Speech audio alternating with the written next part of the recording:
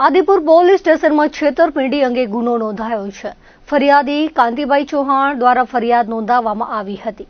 ફરિયાદી મુજબ આરોપી મહેસાણાના નરેન્દ્રસિંહ દિલીપજી વિહોલ સહિત અન્ય શખ્સોએ ચાલો ફરીવાર ફ્રી સેવા યાત્રા નામે યાત્રાનું આયોજન કરી લોકોને લોભામણા વાયદા આપ્યા હતા। યાત્રામાં જવા ઈચ્છુક વ્યક્તિઓ પાસેથી પ્રતિ વ્યક્તિ 5,000 લેવામાં આવ્યા હતા અને યાત્રાના બુકિંગ પેટે અંદાજે 10 લાખથી વધુની રકમ એકત્રિત કરવામાં આવી હોવાનું સામે આવ્યું છે। ફરિયાદમાં જણાવ્યા મુજબ આરોપીઓએ યાત્રા યોજી નહીં તેમજ ફરિયાદી અને અન્ય લોકો સાથે છેતરપિંડી કરી ગુનાહિત વિશ્વાસઘાત કર્યો હોવાનું બહાર આવ્યું છે।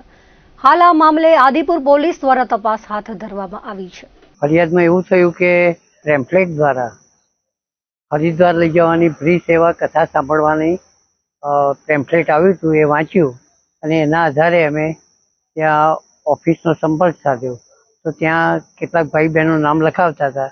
ત્યાં અમે લખાવ્યું, લગભગ અઠવાડિયાની અંદર લગભગ 201 ઉપરના લોકોએ નામ લખાવ્યા છે એની અંદર। પછી અઠવાડિયા પછી પાલનપુરની એક જાહેરાત આવી કે આવી ટાઈપનું 7 લાખનું કૌભાંડ થયેલું છે, તો પછી ચાલો ને અમે જોવા જઈએ ત્યાં।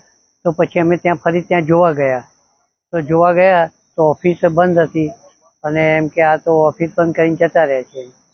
એમાં એવું હતું કે 5,000 ભરવાના અને દરરોજ તમે 2 કલાક કથા સાંભળશો તો તમને 701 લાખે કવરમાં પાછા આપવામાં આવશે। એટલે 7 દિવસના 4,907 રૂપિયા પાછા પરત આપવામાં આવશે। આની અંદર લગભગ 201 ઉપરના નામ છે।